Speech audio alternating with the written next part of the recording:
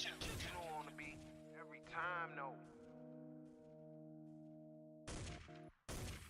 I would like to personally welcome you to Man Hour After Dark. Say that thing. While I bring you the host, Mike, Buck, and Cone. You know who coming to the stage. Sports talk than what you about to hear right here. I second that. Go. You know that it's us when we talking about sports. Giving you facts on the field to the court.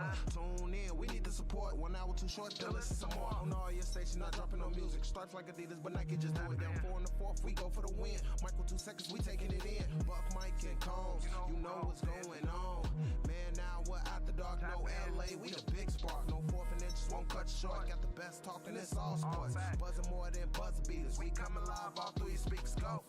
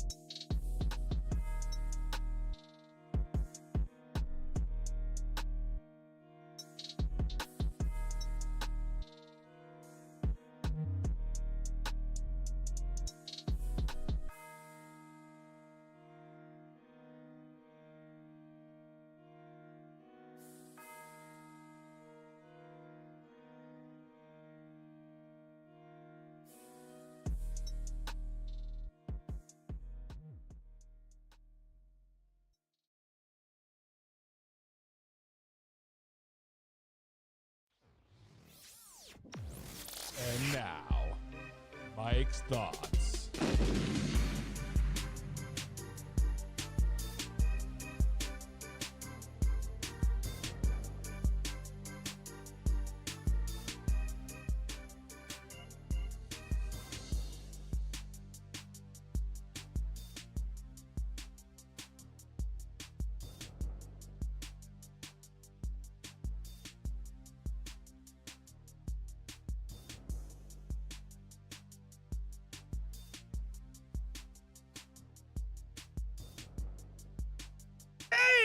For them to fail. You beg for them to fail week after week after week, and then they finally fail. And all you gotta do is 40 text messages saying, "Ha! Bills Mafia, Bills Mafia, Bills Mafia." So as you guys know, I am a Kansas City Chiefs fan. As you guys know, I root for the Kansas City Chiefs. I am from Kansas. I'm a diehard Kansas City Chiefs fan, as you can say. I mean, as diehard as not like the whatever. Like, I'm not going to have a bad day because the Chiefs lost. But I did predict that the Kansas City Chiefs were going to lose to the Buffalo Bills. I did predict and say that the Kansas City Chiefs might lose 2 of their next 3 games. They do play the Raiders and Broncos the following week. Now, I understand I got to eat my crow. I understand I got to come on here and say, oh, the Bills Mafia is so good, right? I got to come on here and say, oh, man, the Kansas City Chiefs are not very good. But the point of the matter is, screw your team. The point of the matter is, screw your team. My team is still better. Yes, we may have taken the L, and I'll take the L, and I gladly take the L, because when we take L's, we rebound, and when we win Super Bowls. Unfortunately, Bills Mafia, you guys can win all the regular season games you want. You can be 4-0 against Kansas City Chiefs since 2020 in regular season games. But what does it matter? In the playoffs, and that's when the Kansas City Chiefs own you. 0-3 for the Buffalo Bills in the AFC playoffs. So I will eat my crow today. I will eat my crow today and give it up to Bills Mafia, one of the best teams in the NFL. Not the best, but one of the best. And you know what? It is what it is at the end of the day. And at the end of the day, it still keeps kingdom till I die, baby. Until then, cue that intro. Are you ready for the best damn NFL show on the planet? Man Hour Nation, rise up. Yeah, hey, let's go. Hitting that gridiron, we going hard, we running the plays. You know the vibe, only the strong survive. Gotta keep your head in the game. Talking NFL, uncut, straight raw, steady bringing that sauce. We about to take off, get it hype. This man, our sport talk. Yeah, yeah, from the quarterback to the lineman, everybody bringing heat. You don't really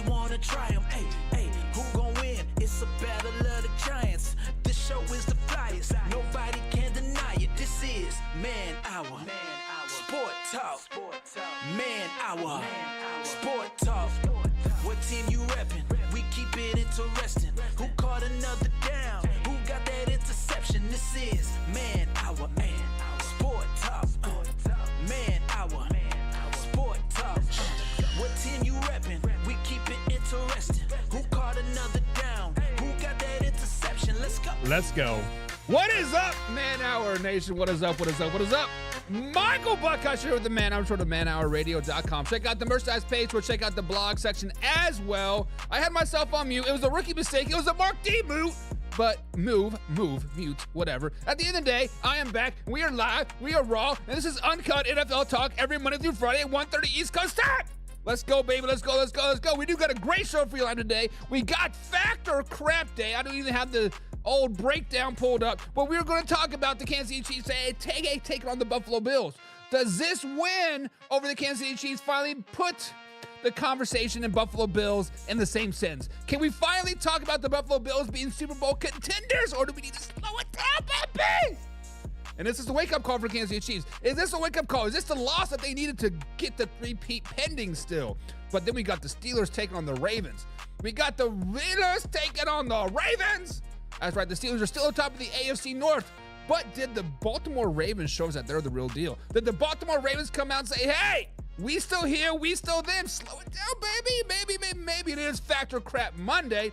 And the Lions have broke 40-plus points for the fourth time this season in their domination win over the Jacksonville Jaguars. But are they really the best team in the NFL? Are we really to crown them? Are we really to say put them up on this pedestal? Fact or crap on that, guys. Fact or crap on that. Of course, we got the Chicago Bears losing on a blocked field goal. Are they the worst franchise ever? The worst luck franchise ever? Ooh, and Bo Nix. We are going to talk about some Bo Nix. Is he the clear-cut rookie of the year after their domination of the Atlanta Falcons 38-6? Is it time to put Bo Nix on this pedestal? Rookie of the year, and then the Atlanta Falcons. We've been buying the Atlanta Falcons hat all season long. 2 losses in a row. Are they still the real deal? Or are we ready to get them out of here? Are we ready to get them out of here? And let's get through here. We got to welcome some people in the chat. We got the man, the myth, the legend himself, Carson freaking Langen's in the chat. Mr. I get crossed up by a 12-year-old and break my ankle in a softball tournament. He says back-to-back weeks, a team wins with a blocked punt or a blocked field goal. And it's crazy, Carson. The script writers are on point this season, right? The script writers are on it to do it, right? And thankfully, it missed by 4 miles on that tornado. So glad Laura is safe. We do got Laura in there. She's been dealing with tornadoes down there in Oklahoma all day long. I've been watching that. I've been watching it since late last night, about 11 o'clock when the storm started to fire up. So glad you are safe out there, Laura. We also got my man, James Chamberlain, in the chat today. Haven't seen him all week. What's up, James? He said, I see Lamar quickly turn into Lamar when the lights got turned up. James, we're going to talk about Mr. MVP himself. We are going to be talking about this MVP caliber season that Lamar Jackson is having, and we are going to be talking about how great Lamar Jackson actually is. So we are going to be talking about that. And John says, do you smell that? And he's going to have something about a brain fart or something like that. You guys know how John is. What is up, John? But John has that beautiful green heart next to his name. That means he's a pigskin pundit, guys. So be like John. Become a pigskin pundit. Click on the pinned link below. You get some free merch. You get behind-the-scenes footage. And you get some man juice. You get a little bit of man juice. And James comes out and says, screw the bill. Screw the Bills. I agree, James. Screw the Bills. Now, Bills Mafia played a great game. Me and Carson were texting most of the game, and it was 4th and 2. You know, when Josh Allen decided to put the team on his back, Sean McDermott made a game-winning call there go for it on 4th and 2. Josh Allen ultimately scored and ultimately basically put the game away. Josh Allen is that guy. Josh Allen is the man, the myth, the legend. So, guys, you got to give credit where credit is due. Josh Allen is that guy, Mr. MVP himself. And John says, that's the truth. I will give you that every dog does have his day. True. Every dog does have his day, Don, but beat me in the playoffs, right? Beat me in the playoffs. And Carson said, that's not true. My team won. Their Martin team is better. True. I also got Laura in the chat, says it was a good game. Congratulations, Bills. It was a great game. It was a great game, but then James wants to pew, ping those gats out, fully loaded, says Bill Muffins are the dumbest fan base of all of sports. Not in the AFC East, not in the AFC, not in the NFC, but all of sports. Bills Mafia, dumbest fan base ever. I mean, y'all are wasting perfectly good tables and jumping through them for whatever reason. But they're definitely the most passionate. I will give them that. They are passionate. They are passionate. Got my man Mark D in the chat today as well. What's up, Mark? Hope you're having a grand old day in beautiful Colorado. You guys are living on sky high right now, 38-6. Fresh beatdown of the highly overrated Atlanta Falcons. We're going to talk about Bo next coming up, Mark. So stay tuned. Stay tuned for hour number 2 on Fact or Crap.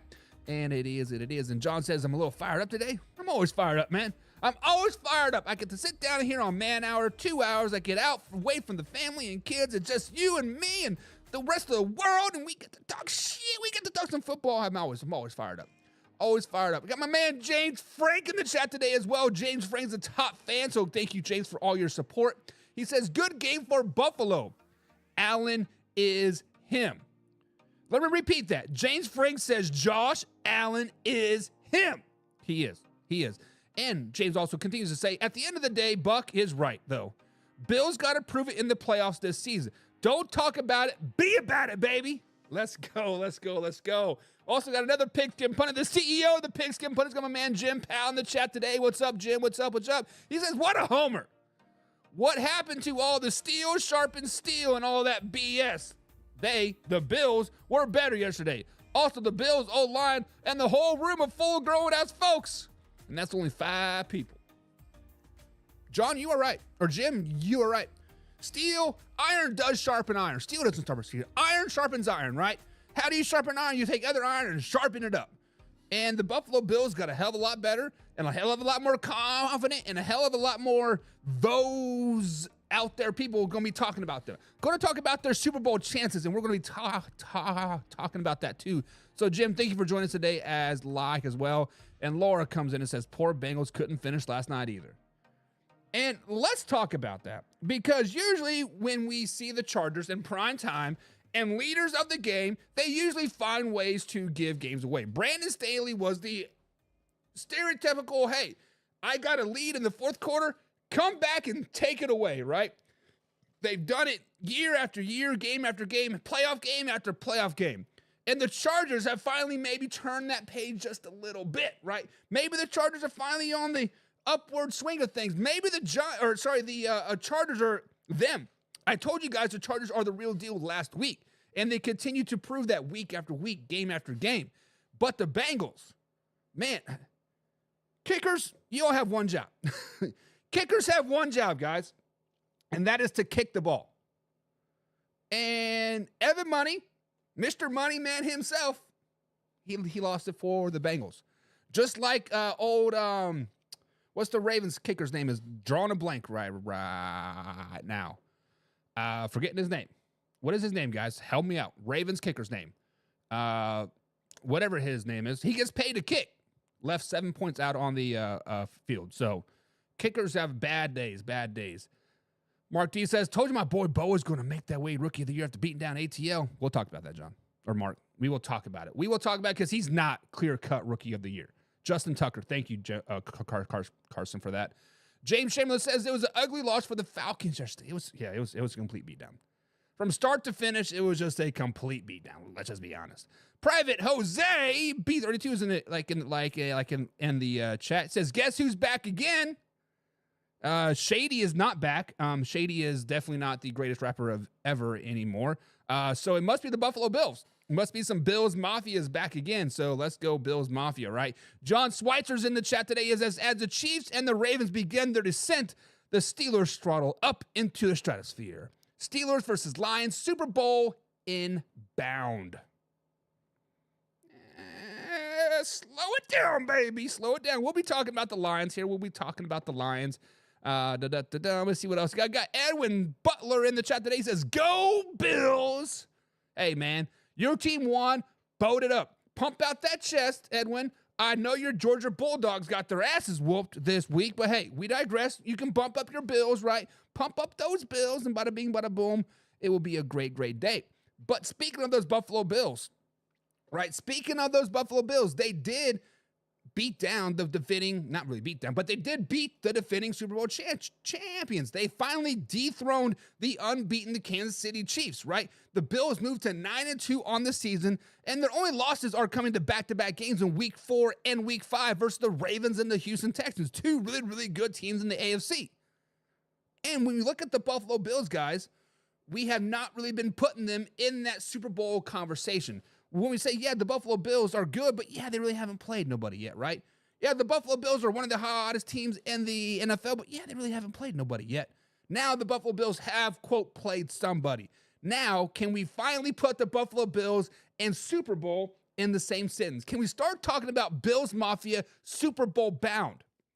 And when we look at Bills Mafia, guys, when we look at the Buffalo Bills, their biggest knock for the Buffalo Bills all season is they haven't played anybody, right? They've had kind of a cupcake of a schedule. You can admit it one way or the other, but the simple fact of the matter is they've only played 3 playoff teams so far this season, and they lost to 2 of them. They lost to the Ravens, got beat down by the Ravens, humiliated by the Ravens in week number 4, and they followed up by week 5 getting beat by the Houston Texans when Josh Allen only had like 150 yards passing. It was tough. And their third playoff team that they finally played was the Kansas City Chiefs at home, and they did beat them. So they are 1-2 versus playoff teams this season. Now, do not get it twisted. The Buffalo Bills are one of the hottest teams in the NFL. Don't get it twisted. The Buffalo Bills have won 6 games in a row. And don't get it twisted, they will be tested when they play the Patriots twice and the Jets. I'm just kidding. But they do play the Rams and the 49ers and the Lions in the upcoming 3 weeks here. So they will be kind of tested a little bit going into the playoffs. Now, Super Bowl and Buffalo Bills have been a myth as long as I can remember, right? I was still a baby when the Buffalo Bills were at their when they're at their highlights, right? Making it to 4 straight Super Bowls. I've seen the 4 falls thing on 30 for 30 and like all that stuff. I know they used to be good, but ever since then, Buffalo Bills playoff Super Bowl have been like oil and like water. They don't mix. The Buffalo Bills guys are a good team. I want to put emphasis on that. They are a good team. They are a hot team. 6 wins in a row is tough in the NFL. Hell, 3 wins in a row is tough in the NFL. They're playing good football. They're a hot team. Josh Allen is playing at an MVP level. Hell, Josh Allen proved that he is the MVP of the NFL last night. I understand he's only 7th in passing for 2,543 yards. I understand he's only ranked 6th in the NFL with just 18 touchdowns. But the point of the matter is, guys, the Buffalo Bills are not Super Bowl ready.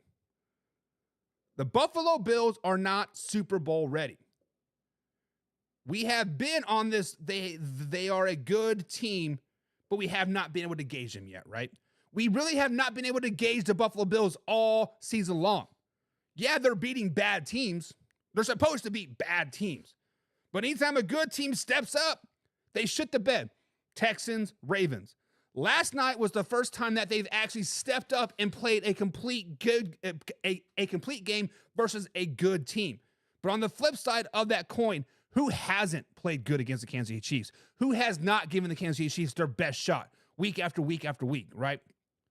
It is a bad loss to the Ravens, a bad loss to the Texans. And when you look at the previous 2 weeks, they tried to give it away to the Miami Dolphins. Miami Dolphins didn't want to take it, but damn it, the Buffalo Bills tried to give it to them. And then they tried to give it away to the Indianapolis Colts too. But Joe Flacco was like, I'm good.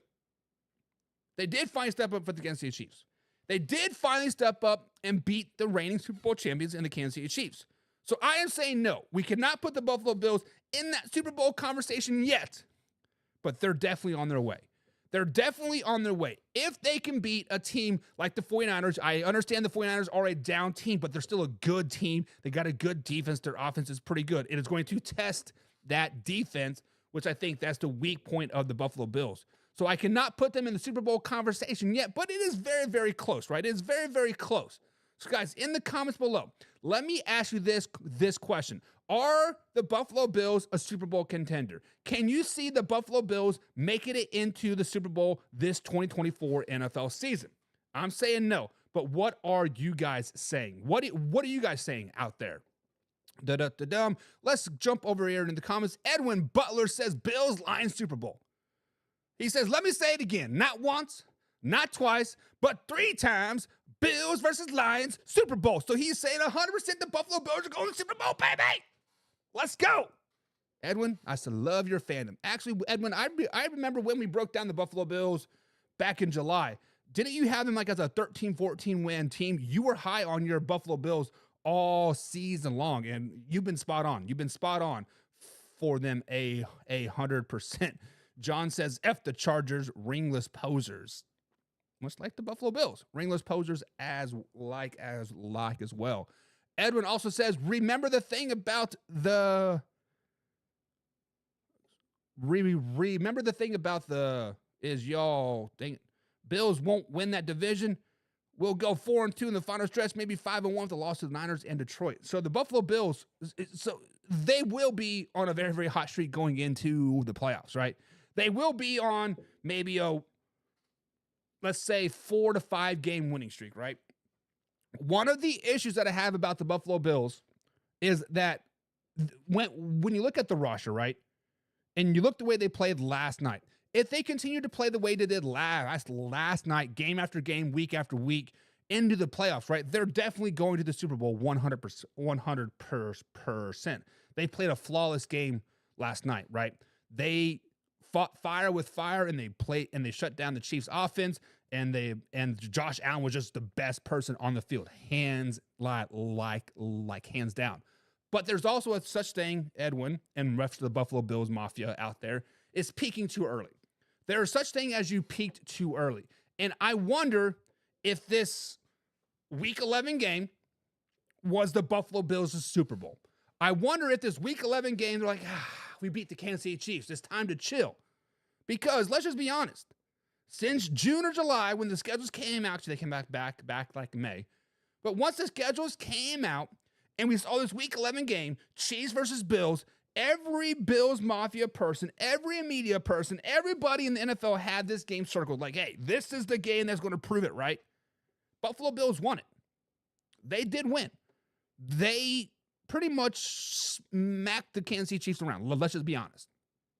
But was that their Super Bowl? Was this the peak of the Buffalo Bills season? That's the real question. Can they come back and can they repeat this, right? Can they repeat this when they play the 49ers next week? I believe it's Sunday Night Football, right? And then they play the Rams. Can they repeat that? And then they play the Detroit Lions. Then they end the season with the Patriots, Jets, Patriots. Can they continue to ascend up, or is this their peak? That's the big question, right? That is the big question. James Frank says, how many interceptions does Josh Allen have this season? I think he only has 5. I think he has 4 or 5. So he is definitely not turnover Josh Allen by any stretch of the imagination. He is playing good football. He's playing MVP level football. Let's just be honest.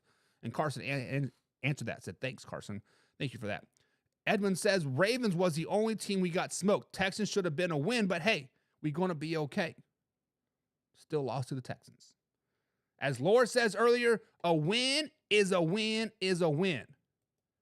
Have the Buffalo Bills peak too early? That's the real question. Was this Super Bowl for the Buffalo Bills Week 11? That could be it. Jim says it was the first game the Chiefs lost since 2023 Christmas Day. And Jim, you know that day very, very well, don't you? Because that was the day that the world was ending for the Kansas City Chiefs. That was the day that the Raiders Nation was on the rise and the Kansas City Chiefs were descending. You are beginning your descent, right? But hey, look what happened. Look what happened. My man Derek's in the chat. What's up, Derek? Fellow Las Vegas Raiders fan. He said, but did the Bills use the best plays? Because I don't think KC did. Plays or not, right? Plays or not. So let's talk about this game, because I think the Kansas City Chiefs were simply out-coached in this game. As hard as that is to come out of my mouth, I think Sean McDermott out-coached Andy Reid Sunday afternoon. I think Bills Mafia came in there with a plan, with a game plan, and they're going to execute that game plan to the fullest. When you look at the Kansas City Chiefs, the previous week, Kareem Hunt, 20 carries, 22 carries, 25 carries, right? They were running the piss out of the ball over and over and over again. When you look at this game, Kareem Hunt, 12 carries. What? So you're telling me for the previous 9 games, we've been running the crap out of the ball, 20 plus carries for one guy, and now all of a sudden, 13 carries for Kareem Hunt? We're not the Baltimore Ravens, Kansas City Chiefs fans. We are not Mr. I'm going to change everything that I've done all season long just to play one game. Like, no, stop it. The Buffalo Bills outcoached the Kansas City Chiefs last night. The Kansas City Chiefs got outcoached by the Buffalo Bills last night. And I never thought I was going to say that about a Sean McDermott coach team. But the Buffalo Bills outplayed them, got outcoached, and the simple fact of the matter is, Derek, the Buffalo Bills smacked Kansas City Chiefs in the mouth. In the mouth. They smacked them. Carson says Buffalo Bills are contenders. They're still missing Molino, a Pro Bowl linebacker. They were just banged up against the Chiefs. They were also banged up against the Chiefs, and they could get better, right? Man, I love me some James Cook, though. I love me some James Cook. James Cook is a freaking beast. James says no, they will not make the Super Bowl. They will not make the Super Bowl, says James Chamberlain. And I agree. Jim Powell says Allen isn't better than the O-line. Also, Jones, cheaters? No. One face mask does not make you a cheater. Ref should have called it. Played in the gray area. James says Allen also threw several 50 balls, and they got him. To think they can always catch those makes it no Super Bowl is nonsense. Sometimes 50-50 balls go your way. Look at the Philadelphia Eagles last season, right? A lot of 50-50 balls went their way the first 11, 12 games of the season. Last 6, what happened? It just, like, it is what it is. And James, I think you are correct. If you are banking on the 50-50 ball, you are not going to make the Super Bowl. But this is the first game that I've seen for the Buffalo Bills that Josh Allen did put up a lot more 50-50 balls than usual. Josh Allen has been taking care of the ball most of the season. With the 5 interceptions that he has been taking care of the ball most of the season. So this might kind of be an outlier game, hopefully, for Bills Mafia. Hopefully this is not a prequel of the future, or whatever you want to say, foreshadowing of the future. Hopefully this is not it. But hey, it is what it is. James Frank says, I'm going to say yes. Absolutely, they could go to the big show. And honestly, James, Browns fan, I am sorry for your loss on Sunday yet again. First round pick pending, but hey, it is what it is. The AFC, honestly, guys, is so convoluted, right? If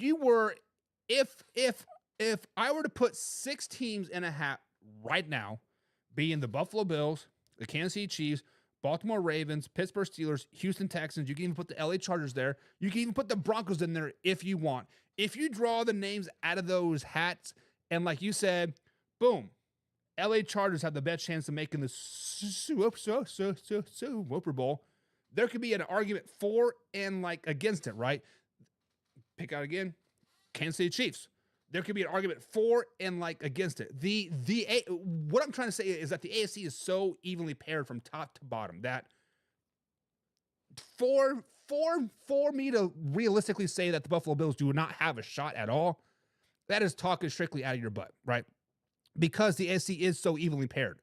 If the matchups come out just right, and the Buffalo Bills do not play the Steelers or the Ravens in the first round, they could easily beat, probably not easily, but they should beat the Chargers and or Broncos and or whoever else is that wild card, minus the Steelers or the Ravens. So if they get that second or third seed, they should be able to win that wild card game, right? And then you're looking at a potential 3 matchup. Can they beat the third team, as in the Houston Texans? Yeah, I mean, it is all about pairing, right? So, yes, they absolutely do have a chance. I'm just talking on my butt. That's what I'm trying to say. That's what I'm trying to say. I'm trying to be realistically say I'm talking out of my butt, and I apologize for that. Carson says maybe we saw yesterday just a glimpse of what Buffalo does to Kansas City in the playoffs. Potentially, but also, Carson, history, the last 5 years, the last 5 games, right? The Buffalo Bills averaged 20 points in the regular season versus the Kansas City Chiefs. Kansas City Chiefs averaged like 24 points per game versus the Buffalo Bills. It's 24 for the Buffalo Bills, 20 for the Kansas City Chiefs. Now, when the playoffs roll around, the Buffalo Bills do hire a more average of 28 points per game versus Kansas City Chiefs in the playoffs, but the Chiefs average 35 points per game in the playoffs. So, is it a prequel? Maybe, but probably not. Because Kansas City Chiefs and Andy Reid, you can never count them out. Let's just be honest. James says, you think Reid was just wanting me to get burger during the game? Maybe. I mean, everybody gets hungry. Nobody wants to admit that the Bears cared way more about this game than the Chiefs did. Andy knows this game is just another mid-season game, and that's exactly it, James. James, I think you nailed the comment of the day. I think you nailed the game in general, right?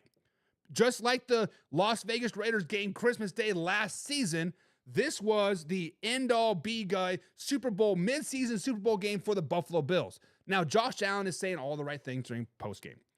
It's just another game. And he said, I think the last time I checked, 9 wins isn't going to get you into the playoffs. So Josh Allen is saying the right things. He's saying the right things to appease the media, right? But truth be told, James, you are right. This was a lose-lose situation for the Buffalo Bills, right? I posted this in the AFC East Trash Talk group, and people were at my necks about it. And let me explain this to you. The Buffalo Bills were supposed to win this game, right? They were a 2.5-point favorite going into this game. This is a home game for the Buffalo Bills. This was a must-win game for them 100%. If they win this game, yeah, you were supposed to, right? Yeah, you are probably front runners to get a top 2 seed in the AFC, but you're also supposed to be there, right? And if they were to lose this game, you guys haven't played nobody, and I hate to say I told you so, you guys aren't very good. The Buffalo Bills were in a lose-lose situation. Now, the way that they beat the Kansas City Chiefs definitely put them up on this higher tier. Definitely put them up as the bullseye. Definitely put them as a team that you're like, right? The Buffalo Bills now have the bullseye on their back, 100%. This was their Super Bowl. And Andy Reid reminds me of Bill Belichick so much. Because when you look at past Patriots games, the Patriots knew they were going to make the playoffs. Week 7, week 8, week 12, it doesn't matter. They knew they were going to make the playoffs. When they knew they were going to play a potential playoff team, what are you going to get from Bill Belichick and the New England Patriots? A vanilla offense, a vanilla defense. And honestly, the Kansas City Chiefs looked like they had a very vanilla defense and a very vanilla offense out there. So maybe, James, you might be on the point, but I think you nailed the comment today. I think the comment of the day so far goes to James 100%. 100%. Laura says the better coach won the game yesterday. As much as I like KC, it happened. Way to go, Bills. Sean McDermott definitely had balls of steel going for the 4th and 2. I do. James says, out-coach, or did Andy outsmart them for the long haul? And James, I am glad you're here because you are making me think of Bill Belichick of the past, right? Vanilla defense, vanilla offense. We know we're going to play these guys in the playoffs. Why let them see our full strength, right? That's probably why Isaiah Pacheco did not play. I just want to point that out. Point that out there. Jim Powell says Hunt was getting stuffed, and Gray had 2 tutties on his own. Should have been a wash. Just because Kareem Hunt is getting stuffed, you still don't give him the ball. Come on, you give him the ball. Man's been running 20, 30 times a game. Let it go. Carson says, I think James is just a hater because he's a Dolphins fan. Not wrong. And James says, I call it how I see it. KC mailed it in. They did. Carson Wynn says 9 wins will get you into the playoffs in the AFC East. Ha, ha, ha, ha, ha. Actually, probably 6 wins will get you in the playoffs in the AFC East. Let's just be honest. Let's just be honest. James Frank says, my Browns are taking for that number 1 pick again. To mess it up, I take Jackson Dart. Mark D says, thoughts on Belichick best possibly going to the Jacksonville Jaguars. It's been a rumor mill lately. I don't know. I think Bill Belichick is, the ship has sailed. The ship has sailed for Bill Belichick. He's damn near 80 years old, right? And last season, Mark, he interviewed with the Atlanta Falcons. He interviewed with a couple of their spots, right? And they said, no, we're going to go some other way. Was it just a formality at the end of the day? Was he planting seeds to get other people in? I don't really know. But the Jacksonville Jaguars are a dumpster fire. And if Bill Belichick wants to coach again, why would you want to go to a dumpster fire? Why don't you go to a team that is a coach away, a player away, a decent draft pick away? Why not go to a team like that? Why not go to a team like the Chicago Bears? Let's just be honest. The Chicago Bears are a culture change away from being a pretty good team. Why not go to the Dallas Cowboys, where they're a culture change from being a really, really good team?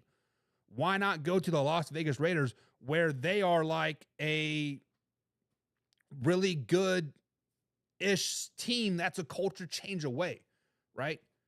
Bill Belichick made his bread and butter with like underpaid old guys. And when you look at underpaid old guys, it's not the Jacksonville Jaguars.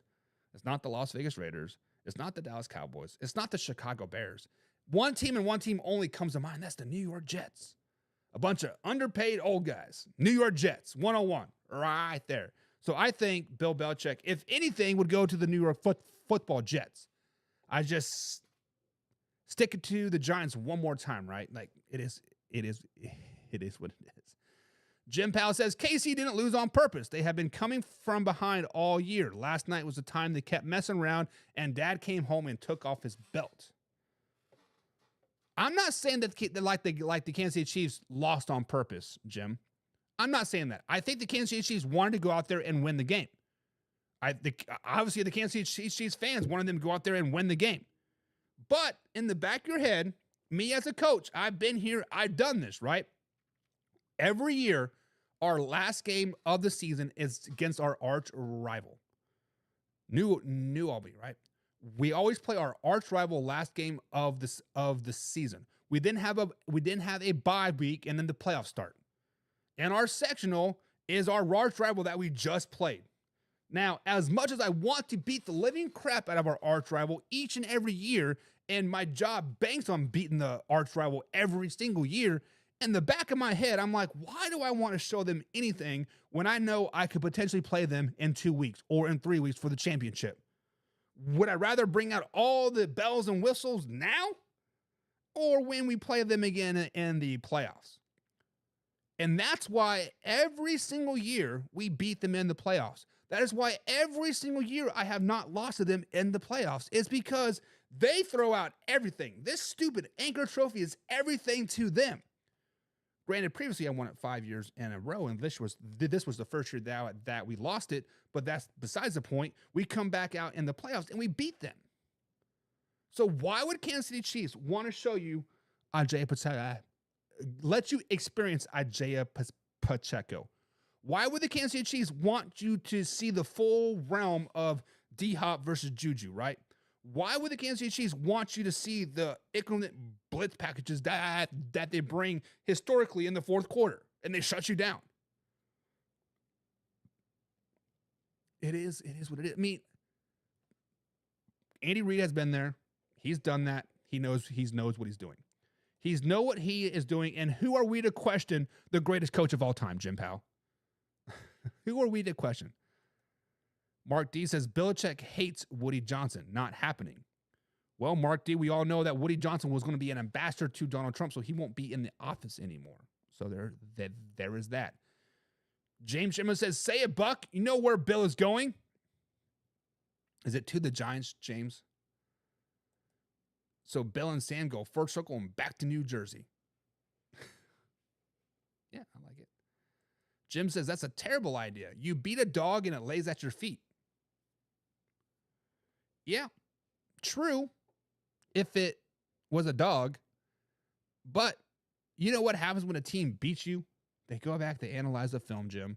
They go back and they analyze that film over and over and over again. The head coach from the other team gets this, I got to stick it to him one more time. And you know what? You learn more from a film in a loss than a win. So are the Kansas City Chiefs improving? 100% they are. Are the Buffalo Bills improving? Not as much as the Kansas City Chiefs. Losing exposed of what your weaknesses actually are. You might know your weaknesses already, but it exposes them, right? That's what it is. The Kansas City Chiefs got exposed. Carson Lang says, I'm just going to say the Chiefs haven't played great all year long. Freaking out or eking out wins. They haven't been executing like they should. And you are exactly right. You are exactly right. And Carson, that brings me up to my next topic. Was this loss a wake-up call for the Kansas City Chiefs? Was this loss finally like, hey, you know what? Maybe we aren't so great. Maybe we aren't a 9-0 actual team. When we look at the Kansas City Chiefs, guys, yes, they were 9-0 going into the Buffalo Bills game. They had a luck win over the Denver Broncos. I know I said it was a well-executed special teams play, yada. But at the end of the day, it's freaking luck. When you block a kick, it can be perfectly executed 10 out of 10 times, and only one of those times you might get to the kicker, right? It's pure luck. They held on versus the Tampa Bay Buccaneers on Monday Night Football at home, and they only had 2 double wins over a terrible Saints team and a 49ers team that was riddled with injuries. Now, the Chiefs have played 6 playoff-bound teams. 6 of them. They are 5-1 against those against those teams. And as we know, the Kansas City Chiefs get the best shot from every team week after week. We've seen it week 1 when they played the Baltimore Ravens. The Baltimore Ravens come out swinging. They ultimately ended up a toenail short, but they ultimately came out swinging. The Cincinnati Bengals, they were throwing haymakers all game long. Poof. They landed a couple haymakers, but they came out short. The Denver Broncos had the Kansas City Chiefs on the road, actually on the ropes, and they actually had them knocked out. But a little bit of smelling salt from the crowd came flying in, sniffed it up, woof, and like another win, right? Then you can say the referees bailed them out against the Atlanta Falcons. It is what it is. But the Buffalo Bills finally got him. Buffalo Bills finally knocked him from the unbeaten ranks. Now, like I said, I expected the Kansas City Chiefs to lose this game. I expected them to lose this game. As a Chiefs fan, I was rooting for them to win, obviously. But I expected them and I picked them to actually lose the game. Because here on the Man Hour, I take my bias out of it and I tell you guys what I really think. And I really thought the Kansas City Chiefs were going to lose this game. And I still think they're going to take another loss. Whether it's to the Carolina Panthers or to the Las Vegas Raiders, they're going to lose 2 of their next 3 games. We are going to see rough patch for the Kansas City Chiefs coming up. And then they are going to drop another game versus the Texans and or Steelers or even the Broncos to end the season. This might be a team that's kind of limping into the playoffs to like a little bit. It might be. The Chiefs do have flaws. And we already knew that, but this loss did expose it a little bit more. And since Orlando Brown Jr., the true OBJ, left to get his money in Cincinnati, there's been a huge hole at left tackle, and the Kansas City Chiefs have yet to fill it. Last season, Patrick Mahomes did his best to kind of isolate that side. Let's just be honest. They had a lot of tight end help over there. They had a lot of this help. But the simple fact of the matter is they have yet to fill that left tackle role, and it's starting to show yet again. They got away from what they were doing on Sunday, and it showed. The Kansas City Chiefs have been a defense, run-happy offense. They was outcoached on Sunday. I will say it. They was outcoached. They was outplayed. You can even say they were outprepared, right? This was the wake-up call for the Kansas City Chiefs. Now, like I said, I expect him to go through a bad patch here, right? These last 4 or 5 weeks of the season, they're going to go through a bad patch. Mark my words. Raiders fans, you guys are going to be on cloud 9 because it would not shock me one bit if and when you beat the Kansas City Chiefs in 2 weeks. Carolina Panthers fans, it would not shock me one bit if you guys are on cloud 9 saying, we beat the defending Super Bowl champions. Bryce Young now has 4 wins in a row. It would not shock me one bit. But this is the wake-up call that the Kansas City Chiefs needed. This is the wake-up call that the Kansas City Chiefs needed because now they can play relaxed. Now they can finally stop worrying about the undefeated season. Now they can finally start worrying about, the refs are helping you guys out. Oh, you're squeaking by, you're doing this, you're doing that, whatever, right? Now the Kansas City Chiefs can adjust. They can get right. They can go through this rough little patch here. Lose 3 more games to end the season. Go out on a 500 record from here until the end of the season in the 6 games remaining. They can do that. But that's what makes them so dangerous. This is what makes the Kansas City Chiefs so dangerous, is the fact that they were 9-0. Is that the fact that they had to have luck to beat the Denver Broncos. It was the fact that it took Josh Allen and Superman Cape himself on 4th and 2 to score a game-winning touchdown to beat the Kansas City Chiefs.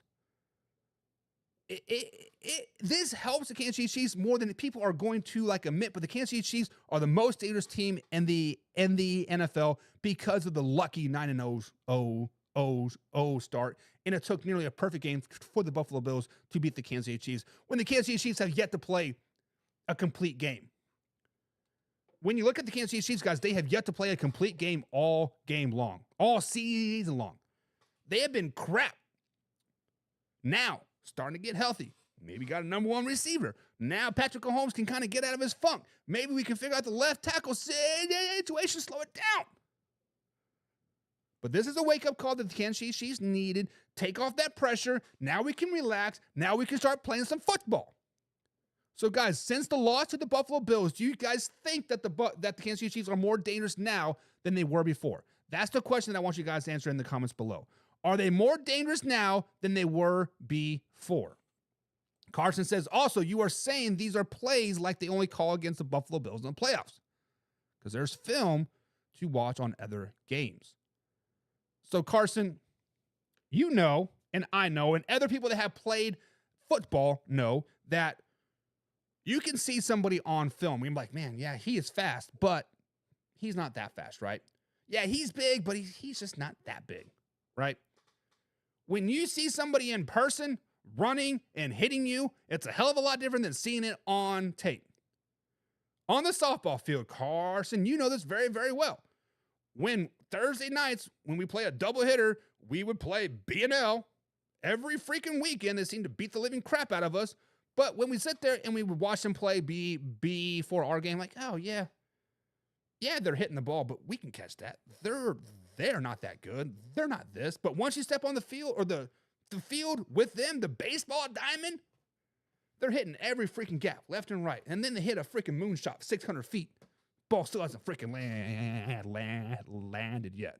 When Jordy Nelson pops it up 700 feet in the air and he's running completely around the bases, standing at home plate, and the ball still hasn't even peaked yet. That is different, right? You can watch like, oh yeah, they're not that good. They're beatable. But when you play against them, you're like, oh shit, this sucks. So yeah, there's going to be film on them, sure. But playing against them is a totally different thing. Laura says, I was going to ask, does that loss for the Kansas City Chiefs humble them? Is the loss they needed to get back in line and focus again? 100%. I think the Kansas City Chiefs were humble as is, right? They had their eye on the bigger prize anyways, right? They knew that they were not playing great football. Let's just be honest. Patrick Mahomes is not even a top 15 quarterback in the league right now based off of this season. But yeah, I mean, when you are undefeated, whether you're playing bad or not, you do walk around with a sense of arrogance, right? Like a little bit of ego, like a little bit of this and a little bit of that. But that loss does humble them back down. It refocuses you like a tad bit, right? So yeah, 100%. Jim says the refs not being a factor except for the face mask made the difference. I'll get out of here. So that was a bad missed face-off call. But of course, it took us from a view from 100 feet up to see the face mask. So, like, it is what it is. Carson says the refs bailed him out against the Bengals, too. Get out of here. Get out of here. James says Casey is right where they've been the last few seasons. Only difference is they didn't lose those early games. Kansas City Chiefs historically are a team that comes on late. Usually the defense is the one that comes on late, right? Piss poor defense. Offense is playing well, but then bada bing, bada boom, the defense steps up and the offense is stepping up and boom, right? This year, maybe it's the offense that can finally step up.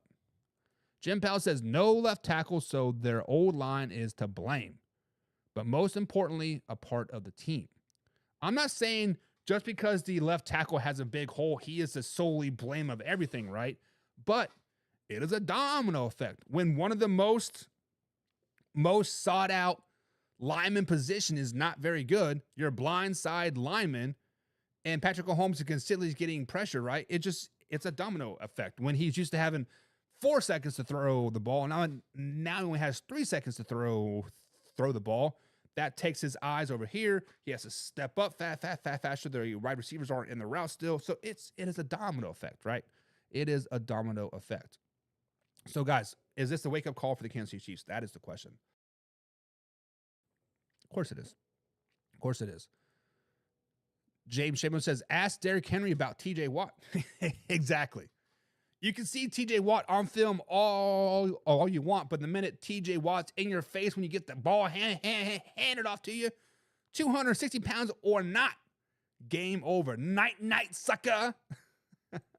Carson says, I don't think the Chiefs are more or less any dangerous, and I don't mean them to knock on them. They will always be dangerous. True. Very, very true, right?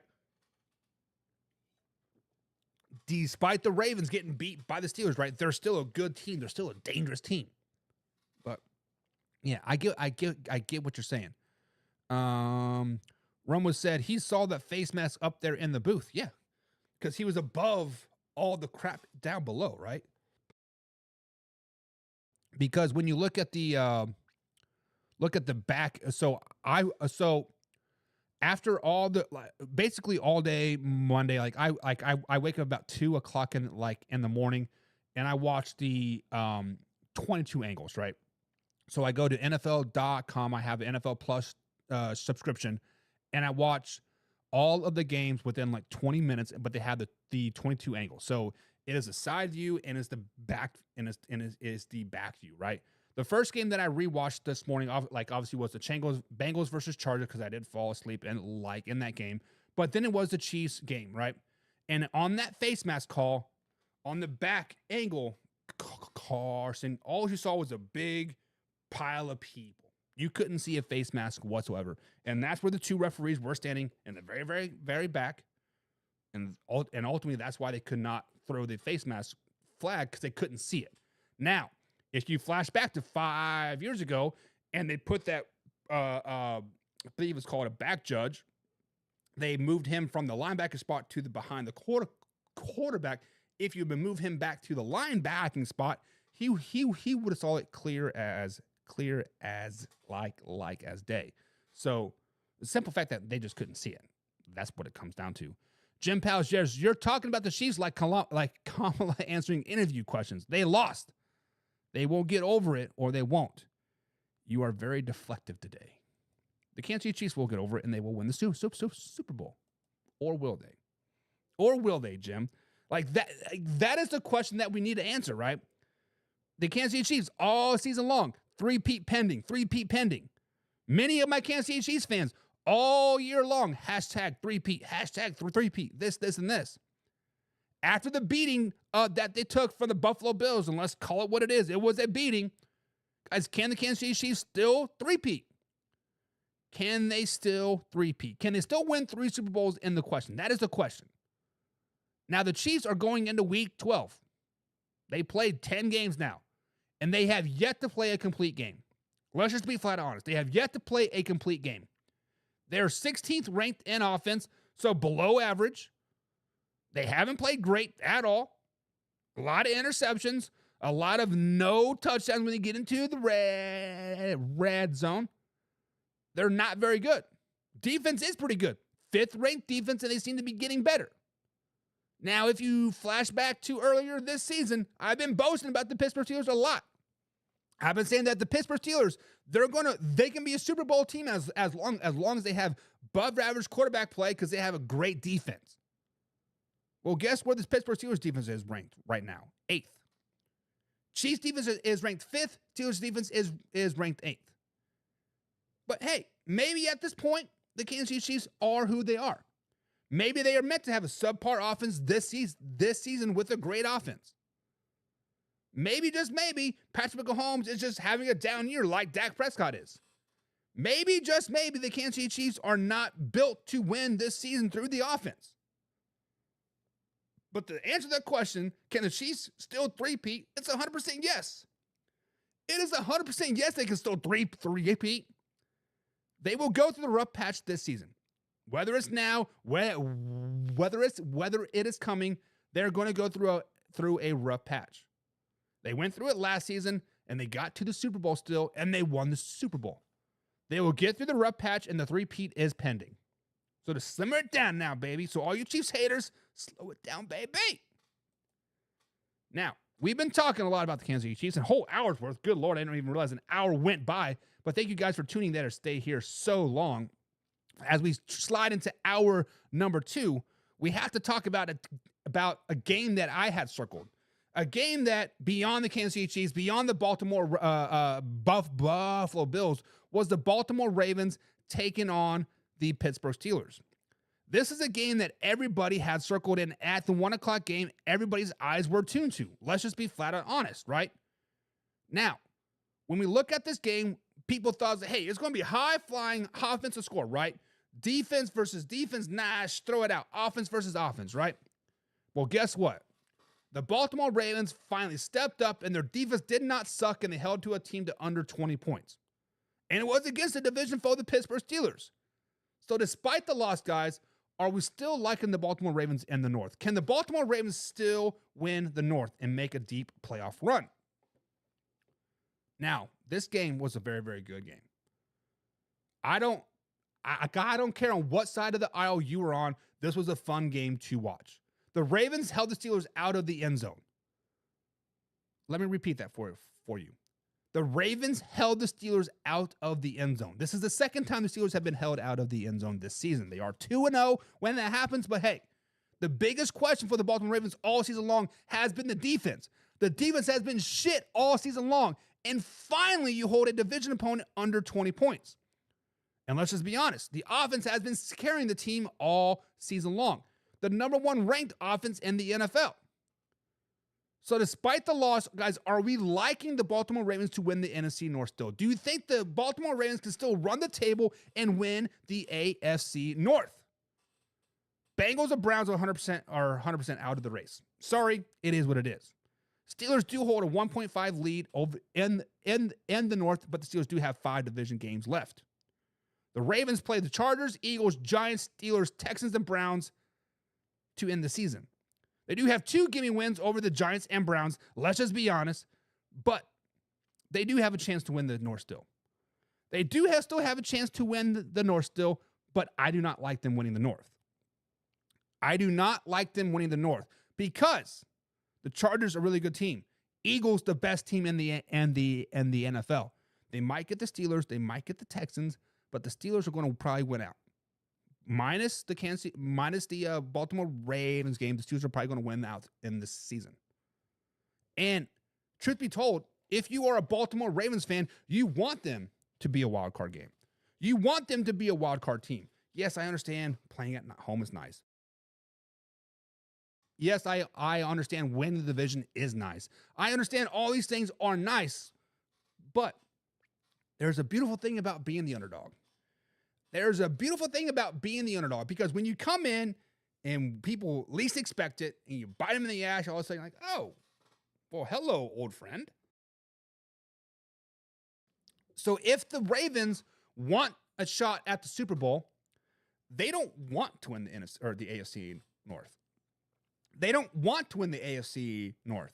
They want to let the Steelers get all that limelight. They want the Steelers to be on this 5, 6, 7 game winning streak going into the playoffs. They want the Steelers to get all the glory and, the lonely old Bengals come limping into the playoffs. They're on a 3-game skid. They lost to the Steelers, they lost to the Chargers, and they lost to the Eagles, right?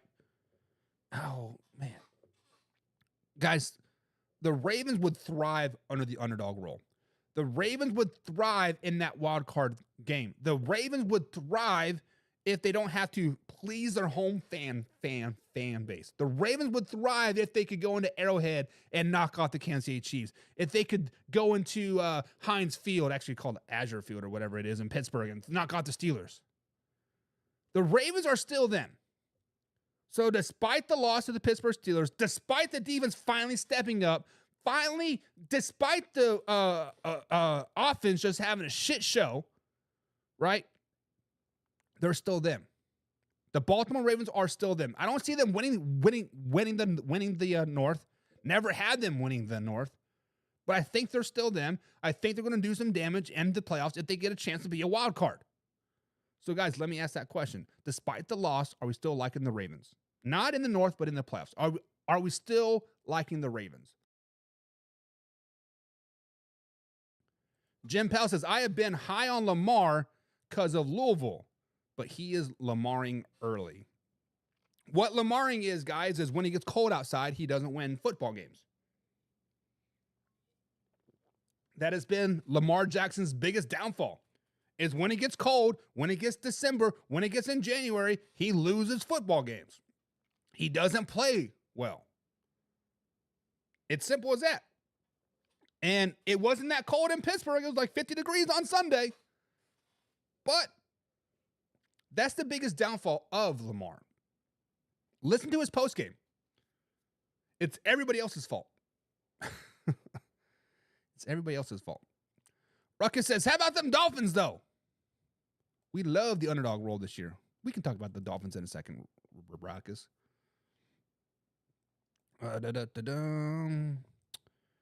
James says, I hope the Ravens play the Steelers in the playoffs and beat them. Not going to happen. Not going to happen. It's a lesser of two evils. James says, I hate that. It's Three River Stadium, and it always will be to me. And yes, sir, the Ravens will be good in the playoffs if they're a wild card team. If they are an actual wild card team on the road, I think that makes them more dangerous. So I think the Ravens are still them. But on the other side of the coin, we do have the Pittsburgh Steelers. We have the Pittsburgh Steelers, guys. They are now on a 5-game winning streak. The Steelers did beat the Ravens on Sunday, doing what they do. That is play defense and run the ball. I spoke, guys, last week about how good I think the Pittsburgh Steelers are. Many of you guys were still sleeping on the Pittsburgh Steelers. Many of you guys said, yeah, but they haven't played nobody yet. Yeah, but wait till they play the Ravens. Yeah, but wait till they do this. Yeah, wait till they do that. Are you guys finally awake on the Pittsburgh Steelers? Are you finally awake on the Pittsburgh Steelers? They have a great defense, ranked 9th in the NFL. Highsmith was out of this game. He should be out for another 2 to 3 games minimum. And they held the number 1 ranked offense in the NFL to just 16 points. Let me repeat that to you. They held the number 1 ranked offense to just 16 points yesterday. Their defense is great. They held Lamar Jackson to 270 yards passing with an interception. Did have a touchdown, but just that interception. Derrick Henry, 65 yards rushing, shut his ass down. TJ Watt met him in the backfield many times. Derrick Henry didn't want nothing to do with that smoke. The offense is just ranked 19th, but they're getting better, and they're getting better. And oh, by the way, they're getting better. Mike Williams will find his role. Are you guys finally awake on the Pittsburgh Steelers? Are you done sleeping on the Pittsburgh Steelers? If you are not, what else do they need to prove to you? What else do the Pittsburgh Steelers have to prove to you guys that they are the real deal? What else do they have to do to show you that they're going to win the North? What else do they have to do to show you that they're going to win a wild card game? What else do they have to do that they're going to represent the AFC in the Super Bowl? What else do they have to do? That is the question. That is the question. That what do they have to do? It's simple. What do the Pittsburgh Steelers have to do? James says, about to be a 6-game winning streak. They're going to kill my Browns in prime time. It's still a division game, James. Still it's a division game, so let's slow it down. But hey, Carson says, but everywhere the Ravens go as underdogs is going to be cold, so Lamar is going to Lamar. Exactly. Carson says, I'm not big on the Steelers because of Russell Wilson. And Russell Wilson did get a little bit of happy feet yesterday. He did start to revert to his old Denver self a little bit last season. But did you guys know that Russell Wilson was a top 10 quarterback statistically with the Denver Broncos last season? So, quote, how bad he played and he got benched because of this, and this, whatever. It was basically so they didn't want to pay him. They're looking to get him out. Russell Wilson has been the man, the myth, the legend for a very, very long time. Top 10 quarterback last season stat-wise in Denver. The same Denver Broncos team that didn't want him. The same Denver Broncos team that thought he was trash and this, and everybody thought he was so washed up. Russell Wilson is him.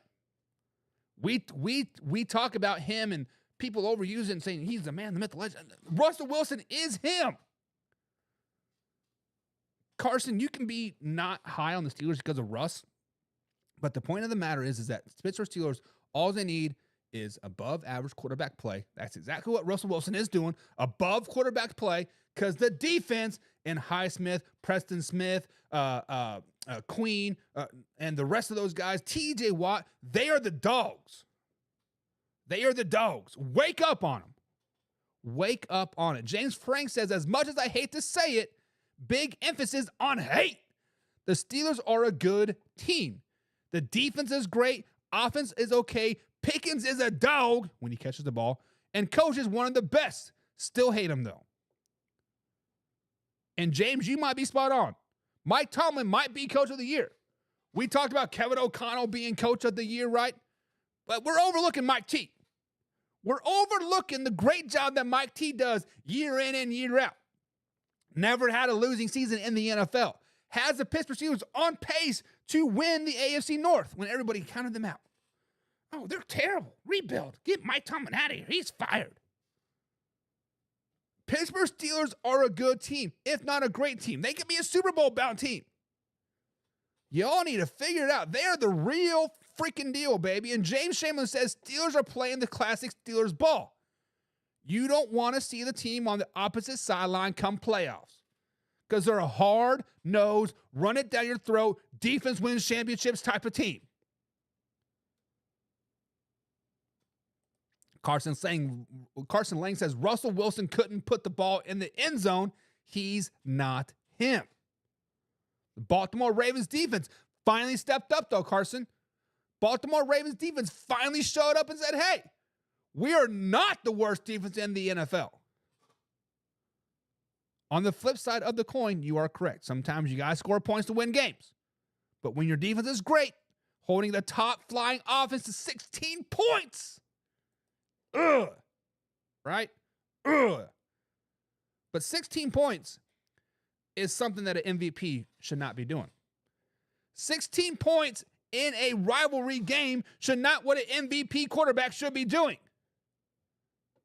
Lamar Jackson, guys, MVP is on the line. It's simple as that. His MVP is on the line. Let me tell you why. Derrick Henry did not touch the ball in the fourth quarter.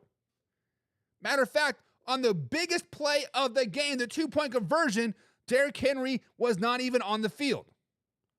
When we flash back to the first two games of this season, in the fourth quarter, when the Ravens went 0-2, Derrick Henry touched the ball once.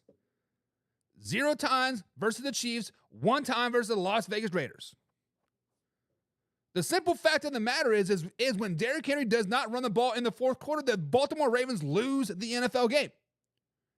Now, I understand Lamar Jackson is putting up great stats. 2,876 yards passing this NFL season, which is second in the NFL. He does have 25 touchdowns, which is second in the NFL. He does have a 75.1 QBR ranking, which is second in the NFL. The point of the matter is, guys, Lamar Jackson lost his MVP yesterday. Lamar Jackson is not the MVP of the NFL. He can put up all these godly stats, whatever he wants, but this quarterback award called the MVP that ship has sailed. It is a running backs game now, And Derrick Henry is the MVP for the Baltimore Ravens. You give the man the ball in the fourth quarter, bada bing, bada boom, you win. When you don't, you lose. The proof is in the pudding. I don't care if Derrick Henry fumbled the ball the first play of the game, the second play of the game, and the third play of the game. You give him the ball in the fourth quarter over and over and over again because he is a dog. They call him King Henry for a reason. There's a reason why you went out and got Derrick Henry. There's a reason why the Eagles went out and got Saquon Barkley, because running backs are back. Passing across the NFL is down, way down. We're going into week 12, and the second place quarterback in yards has 2,800 yards. What? This was supposed to be a 5,000-yard league now, guys. This was supposed to be, everybody was supposed to be thrown for 4,500 yards plus. Running backs are back. Lamar Jackson lost his MVP on Sunday when he could not win versus the Pittsburgh Steelers. A Pittsburgh Steelers team that could not put the ball in the end zone. A Pittsburgh Steelers team that has one of the worst offenses in the NFL. Let's just be honest. Right now, they're ranked 19th. Bottom half. Bottom tier. Lamar Jackson, guys, lost his MVP. Do you guys think Lamar Jackson lost his MVP? Let me know in the comments below. Let's have a discussion. James says firing Mike Tomlin was the dumbest rumor of the season last year. Or it got him fired up, James. Maybe the media was playing Mike Tomlin.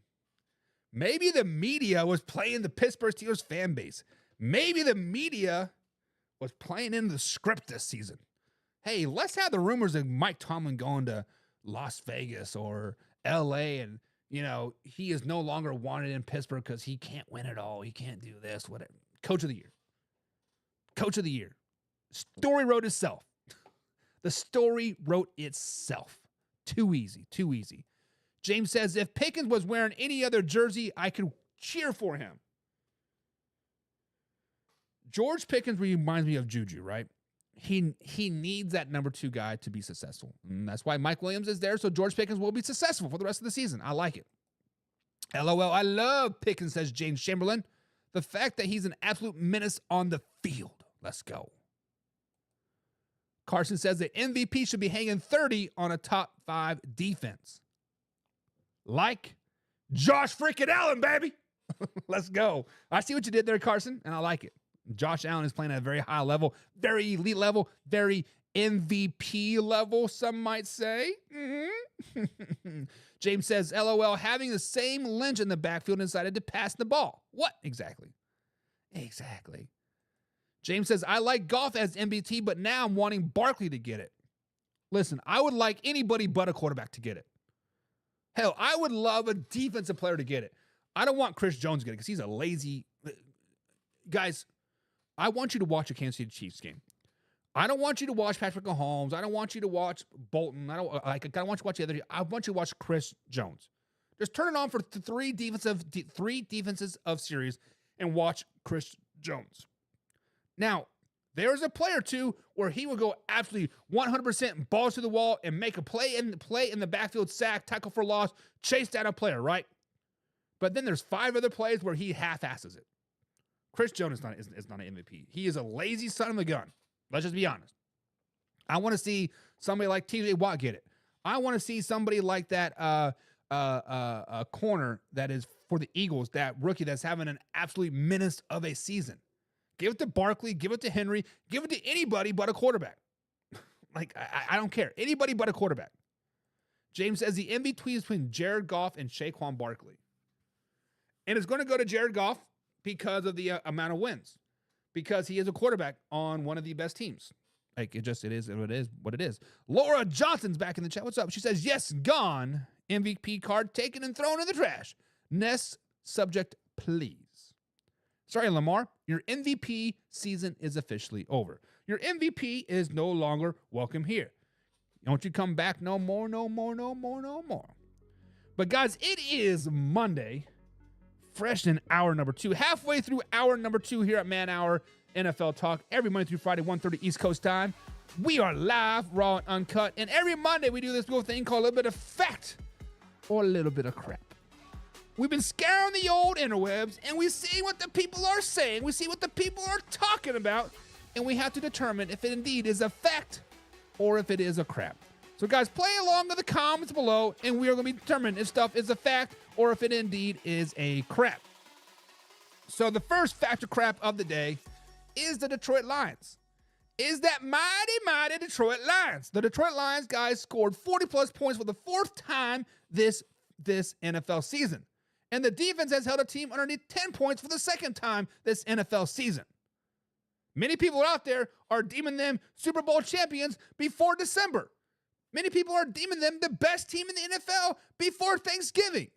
So, guys, is it fact or is it crap that the Detroit Lions are the best team in the NFL? Is it a fact or is it a crap that the Detroit Lions are the best team in the NFL? Put some respect on their name.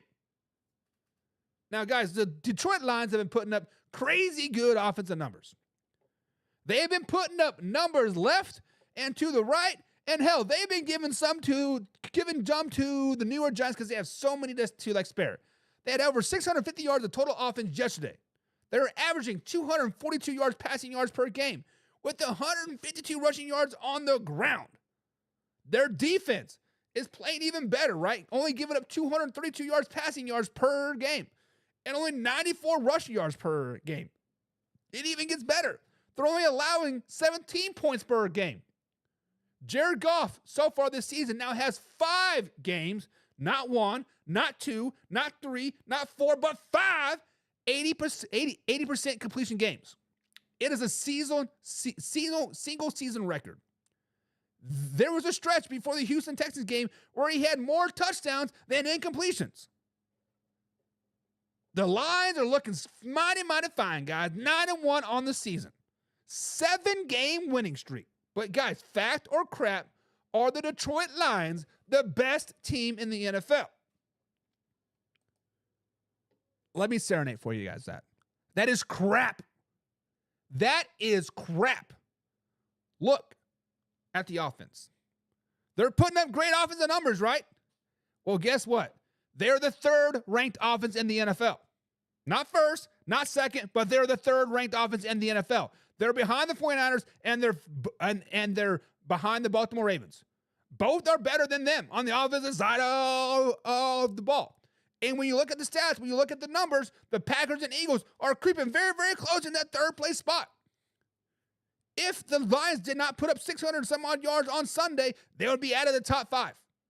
It is what it is. I said it. And the defense is even worse.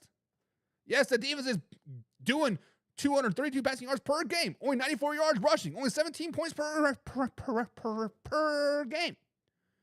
But the defense is ranked 12th in the NFL. And the old outage of who they played all season long, the Detroit Lions have not played very many teams very worth anything this season. Let's just be honest. Who have they played?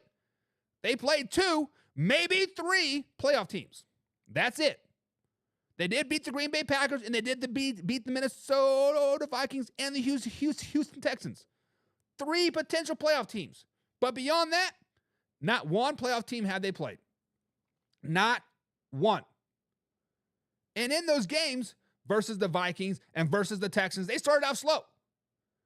If the Vikings and Texans would have just continued to play a decent game and not gave the game away, they would have probably won the game. Now, they will be tested a little bit more when they play the Packers again and the 49ers and the Bills in 3 weeks. But they are beating up bad teams. Let's just be honest. They're beating up bad teams, and they're padding their stats. Isn't that what all the Dak Prescott haters say? Oh, he's just padding stats. That's why he was second in MVP voting. The only reason why the Detroit Lions are ranked 3rd in the offense in the NFL is because they're padding stats versus the Jaguars, versus the Titans, versus the Cowboys, versus the Seahawks. They're padding those stats. They're beating up bad teams. They scored 40-plus points versus the Jaguars, Titans, and Cowboys. Congratulations. 7 wins combined this season. Now, they did beat a Seahawks team, which they're 5-5 on the season. They'll probably miss the playoffs, but they did put 40 points up there on well. Now, if you want me to put the Detroit Lions as the best team in the NFL, beat a Packers team at 100%. Not the whole team at 100%, but Jordan Love. Beat the Green Bay Packers when Jordan Love is not a wounded duck out there. Jordan Love should not have played that game at all. How about this? Beat the Buffalo Bills. Even though they're not a Super Bowl team right now, beat the Buffalo Bills. And how about this? Beat the wounded San Francisco 49ers team when your team does, or when your coach doesn't try to give away the game. Guys, this is a complete crap. The Detroit Lions are not the best team in the NFL. Stats are fooling you here. Your eyes are fooling you here. 52-6, 52-14, 42-29, 47-9. Your eyes are fooling you. The box scores are fooling you. Stop it. The Detroit Lions are not the best team in the NFL, and we all know that it's the Philadelphia Eagles. So, guys, is it fact or is it crap? Are the Buffalo Bills the best team in the NFL? James says, big facts, baby. Put some respect on their name, says James. They are the best team in the NFL. And I know what best team in the NFL is because I'm a Browns fan. I'm just playing with James. I'm just playing. James Sherman says they're good, but not like them Eagles. The Eagles are hot on their asses, boy. The Eagles are the best team in the NFL, James. Who has the best defense in the NFL? The Philadelphia Eagles. Who has a top 5 offense in the NFL? The Philadelphia Eagles. They play head-to-head right now. The Eagles whoop that ass. Let's just be honest. Laura Johnson says fact, and more fact. I strongly, she puts the emphasis word on the strongly, dislikes them because they're the same division as my team. But how can you not be on the Lions train right now and not enjoying this ride? Because this ride has included wins over the Cardinals, the Seahawks, the Cowboys, the Titans, and the Jaguars. 7 wins there, boys and girls. Woo! Get it up. James Frank says Lions versus Eagles in NFC Championship game would be insane. And the Lions will get the short end of the stick because the Eagles are better. It is what it is. Carson Lang says Goff had 5 interceptions and somehow won that game. The Lions are up there. The Lions are definitely up there. They're possibly number 3 team in the NFL, maybe 2, but they're not the best.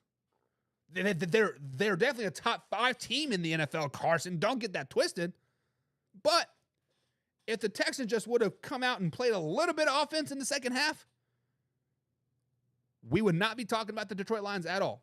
Now, I understand the Lions did come out. They played decent in the second half, actually played great in the second half versus the Texans. It happens. They're still not the best team. And Carson says, but padding the stats is the same reason you said the Cowboys were going to do the same last year and the playoffs. No, I look at the roster, Carson. I watch the film. The Cowboys are them. Slow it down. Derek says Detroit, home of the All-American Bully. What? Whatever that means. Carson says, fact, Buffalo Bills are the best team in the NFL. I know you meant Lions. Buffalo Bills are the best team in the NFL. Yep. And Supateta says, you're horrible. Okay. I'm so glad that you are here. Supateta. If you're a super daddy, you would not take a selfie in the car with your seatbelt and your makeshift sunglasses. But hey, it is what it is. Oh, then he wants to come back. Says, you're continually talking about them. What season have you done on that? What shows they're number 1? What seasons have you done that? What are you even talking about? Okay. Now, I'm no grammar finasciato or whatever you want to call it, but come on, man. You have misused the word your twice, okay? If you're going to come at me correctly, all right? It says you're continually talking about them. What season have you done that? That shows they're number 1. What are you even talking about? Like, legitimately, wait, what are you even talking about? You are, so apostrophe R-E, right, bud? Continually talking about them. As in the Detroit Lions? Yes, because they are talking about right now. They are talking heads. What seasons have you done that? I don't know what you're asking. What season have you done that? What are you even asking there? Come on, man. That shows their number 1. What? And James Frank says, I don't think Super Dad understands what's even going on here. I don't think Super Dad even knows where he is at. He is probably on the pooper at work trying to enjoy some NFL talk, and we're coming at him sideways. So I apologize. Enjoy your poop. There's Super Dad, the Super Dad. And, make sure you get a nice clean wipe, right? Make sure you get a nice clean wipe. But let's continue talking about the NFC North. Let's continue talking about teams that suck, and that is the Chicago Bears. That is the Chicago Bears. As you guys know, the Chicago Bears lost yesterday on a game-winning blocked field goal. Since the Hail Mary, that was 3 weeks ago, they have now lost 3 games in a row and a continuing 4-game losing streak. So, guys, is it fact or is it crap? Do the Bears have the worst luck in the NFL? Not only this season, but in NFL in general. How bad of the luck are the Chicago Bears? So, when I saw that blocked kick, I was sitting there, I'm just like, man, Caleb Williams is him, right? He's driving down the field, looking great. The clock is ticking down, tick, tick, tick, tick, tick. Santos jogs in for a 45-yard field goal. Bada bing, bada boom, block kick. I'm like, oh man, this is terrible. And then first of all, I called Combs, like, hey Combs, are you okay? And he hung up on me. And I was like, man, do the Bears have the worst luck in history? So I started Googling worst Bears losses ever, right? And the Bears have a history of horrible losses. Let's just be honest. The first thing that like I Googled was 1980 versus the Green Bay Packers. Alan Page blocked a 25-yard game-winning field goal that would have won the game. So he lost to the Packers in 1980 by a blocked field goal of 25 yards. Of course, that was 1980. That was well before I was born. That was before a lot of people were born here besides John, right? So let's just look in the last 10 years, right? 2015, Robbie Gould. The Bears were feeling themselves, right? Beating down the San Francisco 49ers. Robbie Gould missed 2 field goals in that game. One of which was a game-winning field goal. The game ultimately went into overtime. They ultimately lost the game, and Robbie Gould missed another 36-yard field goal in overtime as well. Ouch. 2018, week number 1, versus the Green Bay Packers yet again. The Chicago Bears dominated the first half. Matt Nagy was on cloud 9. His debut, we're going to start on top. Clea Mack had like 9 sacks in that game. But insert second half, Aaron Rodgers says, hold my beer. Aaron Rodgers rallied back in the second half, putting the Bears on ice. Even more recent, 2020, the Bears are beating the Lions. The Lions just lost their head coach, right? The Bears had a 99.1% chance of winning this game. The Lions then drove 94 yards to put them within 3. Still, all they had to do was take the snap and kneel it twice, bada bing, bada boom, the game was over. What happens? Mitchell Trubisky fumbles the ball. On the 17-yard line. The Detroit Lions go in with 1:37 left to win the game. And let's not forget the double doink in 2019 versus the Philadelphia Eagles in the playoffs. So, guys, is it fact or is it crap that the Chicago Bears have the worst luck ever in the NFL? And if you guys are a Chicago Bears fan, you should know this is 100% fact. You should know that this is 100% back. The Bears invent new ways to lose football games.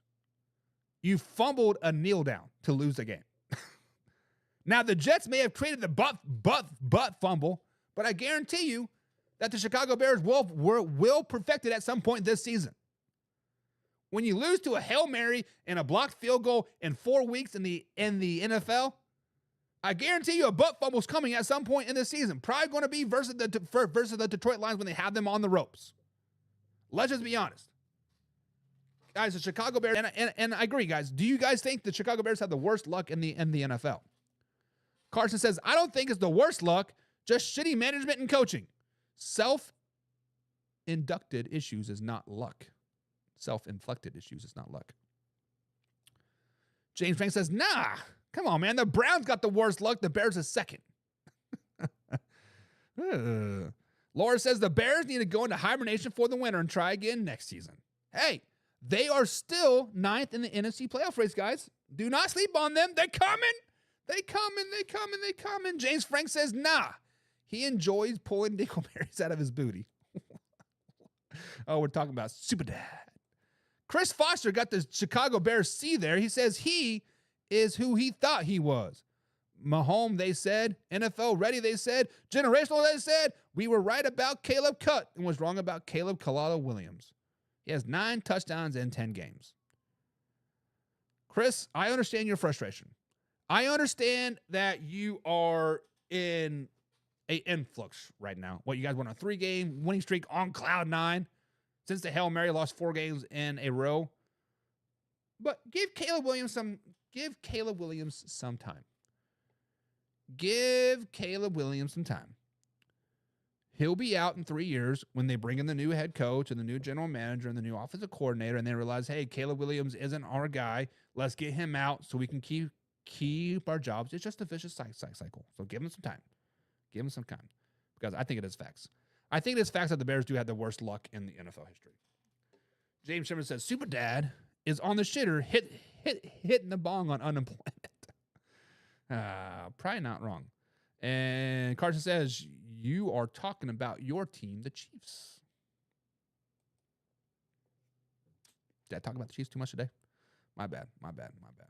But let's talk about a team that Kansas City Chiefs have played and a team that Kansas City Chiefs have beat. And that is the Bo Nix and the Denver Broncos. Now, Bo Nix and the Denver Broncos came out firing on all cylinders yesterday, and they beat down the Atlanta Falcons 38-6. The Broncos are being led by a rookie quarterback in the name of Bo Nix. We all know that. The Broncos are now 6-5 on the season. So, guys, is it fact or is it crap that Bo Nix is a clear-cut rookie of the year? So, normally the rookie of the year, guys, goes to the quarterback with the highest stats, highest wins, highest whatever, right? It's just what it is. Most awards in the NFL go to quarterbacks, especially offensive player of the year, rookie of the year, whatever, right? So, when you look at Bo Nix, he has been playing great as of late. Last Sunday versus the Falcons, he led the team with 307 yards passing with 4 tutties. Everybody thought the Broncos were going to lose to the Atlanta Falcons. Everybody thought the mighty Atlanta Falcons were going to come in there and going to wax that ass, name the Denver Broncos. That did not happen. So far this season, Bo Nix does have 2,275 yards passing, which is 15th in the NFL, and second among rookies. Keyword here is second. It's going to be a ploy here. Second. The Denver Broncos are 6-5 on this season, which is second among rookie quarterbacks. He does play 3 more games versus bad teams, versus like the Browns, the Cardinals, and Bengals. A chance to pad some stats.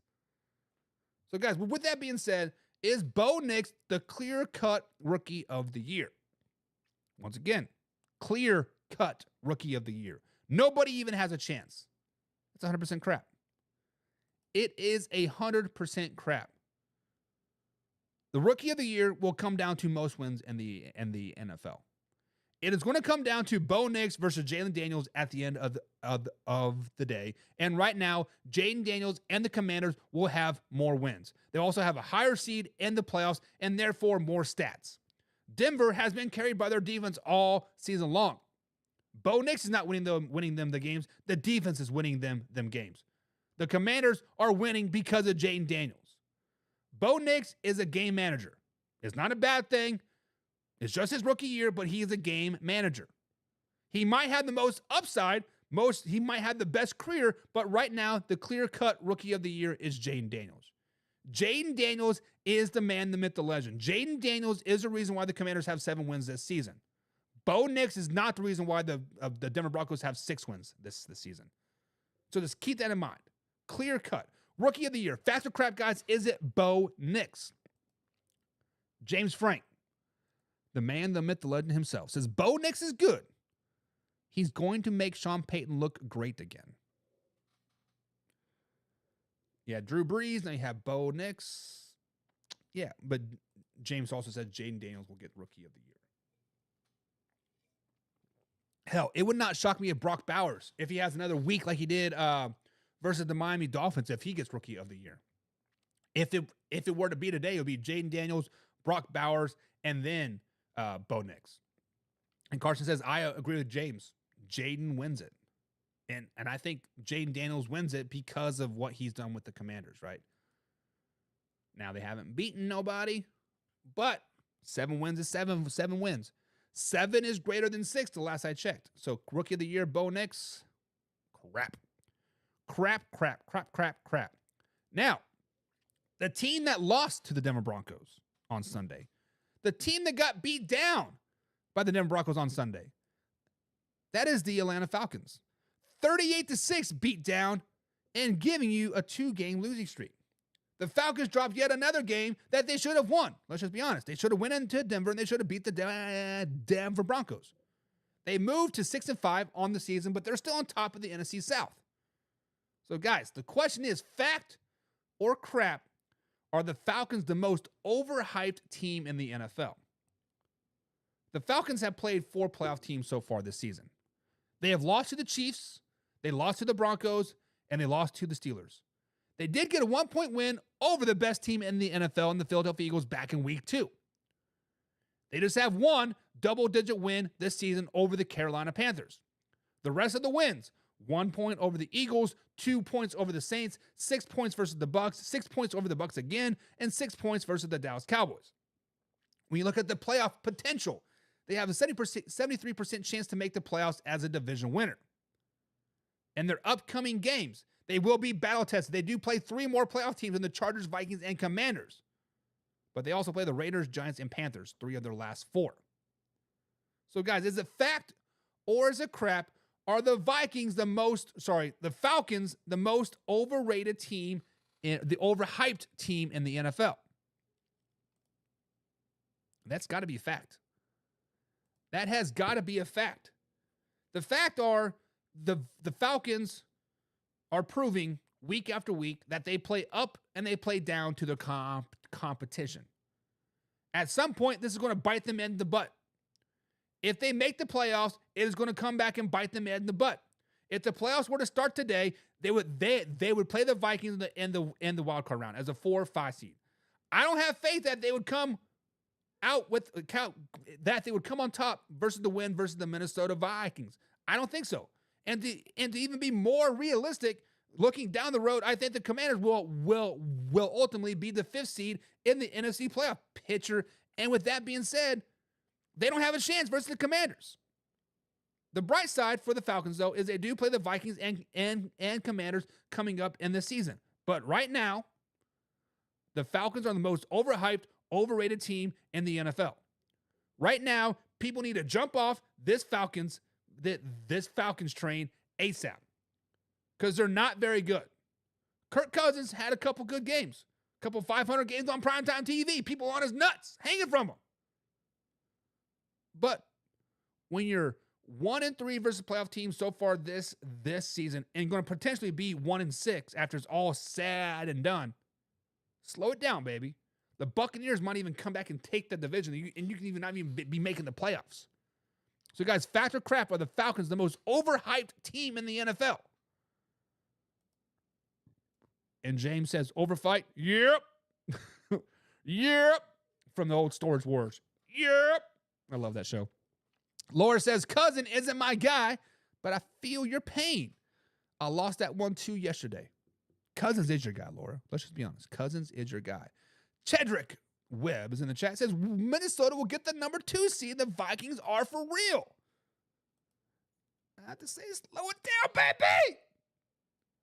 As much as I dog the Detroit Lions, as much as I said they have not played nobody yet, as much as I said the Detroit Lions are an overrated team just a little bit, they're still 9-1. They still have the head-to-head win over the Minnesota Vikings. And the Lions still play the Colts, the Bears, and the 49ers. All very, very winnable games. All 4 wins on their schedule. That would move them to what? 12, 13 wins on the season. Even if the Vikings do beat the Detroit Lions week 18, it's not going to matter. The Lions will have the division locked up by the Buffalo Bills game. So in 3 weeks, they'll have it locked up. I'm just saying. They're going to lock it up. Sorry, Webb. Tedrick, I understand you're a Vikings fan. Thank you for commenting, man. I appreciate that. But the Vikings are not getting 2nd seed. They are not. If anything, if you want a realistic, they might be 3rd seed. Let's say the Lions completely fall off the railroad tracks, right? Let's say the Lions just completely 100% fall off the railroad tracks and they lose every game for the rest of the season. And then the Packers lose every game for the rest of the season. There's going to be a team out there like the Buccaneers are going to get hot. There's going to be a team out there like the San Francisco 49ers that's going to get hot. I can see the Minnesota Vikings getting 11 wins. 11 wins is not good enough for 2nd seed. Just not. Because 12 is coming from the Falcons and or Buccaneers just because they got an easy-ass schedule.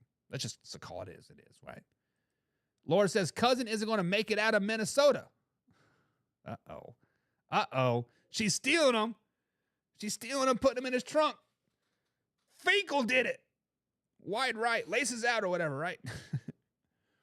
James Frank says, Baker Mayfield is getting Evans back. They're taking that division. And James, I like where your head's at. I like where your head is at. Because we know the Falcons play up and down to their competition, but the Buccaneers do not. And the Buccaneers got an easy-ass schedule moving forward. Giants, Panthers, Raiders, Chargers, Cowboys, Panthers, Saints. The only one that I question is at LA in middle of December. Well, that's 1, 2, 3, 4, 5, 6 more wins. And 6 plus 4 is 10. And I think that takes the division. I don't know. Carson says, are we talking about it right now? Because everyone said it was the Cowboys year, and everyone said the AFC yes against the Jets and the Dolphins, I would say the most overhyped. If we're going right now, yeah, I would say that. Dolphins are definitely overhyped, Carson. Cowboys were overhyped, but the Cowboys are always overhyped every single year. Let's just be honest. But yeah, the Falcons are overhyped. People were buying in the Atlanta Falcons after what, like week 3, week 4. Let's just be honest. Laura says, Cousins isn't my guy. Cousin isn't my guy. Cousins isn't my guy. And if you say it one more time, Laura, we all might believe you. But we know you love you some Kirk Cousins. Derek's back in the chat says, to be fair, I didn't know anyone had trust them to win. Nobody had the Falcons really doing much this season. I actually had the Saints. I thought their Saints were going to come back and win the division. But when the Falcons beat the Eagles, shadow got a little bit louder. When the Falcons went 3 in a row over the Saints, Buccaneers, and Panthers, chatter got a little louder. Chatter got really louder when they beat the Buccaneers the following week. But yeah, the people had faith in the Falcons. Let's just be honest. People had faith in the Falcons. But guys, the last factor crap of the day is we're going to go to the NFL referees. I understand the referees get a bad rap. They do this, they do that. But the simple fact of the matter is that the referees are not consistent from week in and week out. From crew to crew, from day to day, from week to week, year to year. They change, right? They fluctuate. It's the human element of the game. But we saw the Green Bay Packers game versus the Chicago Bears game. We saw the long snapper have 4 guys truck his ass over. And we know that the NFL rules say, hey, you can't do that. Player safety, right? Like the man's head's down. You have 4 guys running at him. You're going to break a neck, right? That's just a rule. That's a player safety thing. But guys, fact or crap, should we go to automated referees? Should we go to NFL automated referees? Across the landscape, guys, this is what's great about sports, for one, is the human element. This is why I like baseball, softball, etc., right? It's the human element of the umpires. Your strike zone changes from inning to inning, game to game, year to year, right? It's just nature of the beast. But what is consistent is that out's an out, save's a save, home run's a home run, right? When we look at the NFL, it literally changes from crew to crew. What is acceptable and what is not. Now, I understand the judgment calls, right? Pass interference, hand checking, hands to the face, all that stuff is kind of judgment calls at the end of the day. But what is not is player safety rules, right? What is not when you have 4 guys running over the center, running over the long snapper to block the game, to block the kick, to end the game. And I want the NFL to fix it. I don't know how they fix it. They have these expedited, replays for first down and spotting of the balls and catches and all that and all this other stuff. Why can they not expedite this, right? Clearly, it is a safety violation. It is a rule violation. But if you're going to have replay in sports, replay safety issue calls. Replay this ability to, hey, I know the referee did not want to call this because it was game-changing call or whatever. But if you can expedite catching and spotting of the ball without other team challenging it, expedite this. Expedite this call and fix it. That's what it comes down to. Just make it fair across the board. Now, I don't want holding calls to be, AI generated or like as Laura said, no AI in sports, please. Yeah, exactly. No AI in sports. But these safety calls, player safety calls, expedite those. That's all I ask. Do it. But guys, that's going to be it for today's show. 2 hours of NFL talk, live, raw, uncut, every Monday through Friday, 1:30 East Coast time. Negativity some days. I need the reason why I lost. Exactly. But guys, that is going to be it for today. I am out of steam. My beast bites are wearing down. Guys, don't buy those. They're freaking gross. I tried them like all weekend. Don't buy them. They're gross. Overrated. Yeah. Not going to happen. Not up in here. But guys, with that being said, we are out. See you guys tomorrow, 1:30 East Coast time. Until then, enjoy some football tonight. We do have the Texans taking on the Dallas Cowboys. We'll be streaming live on our Discord if you do not get ESPN. So check it out. Our Discord, internet's back up. So about to be on a boom. See you tomorrow.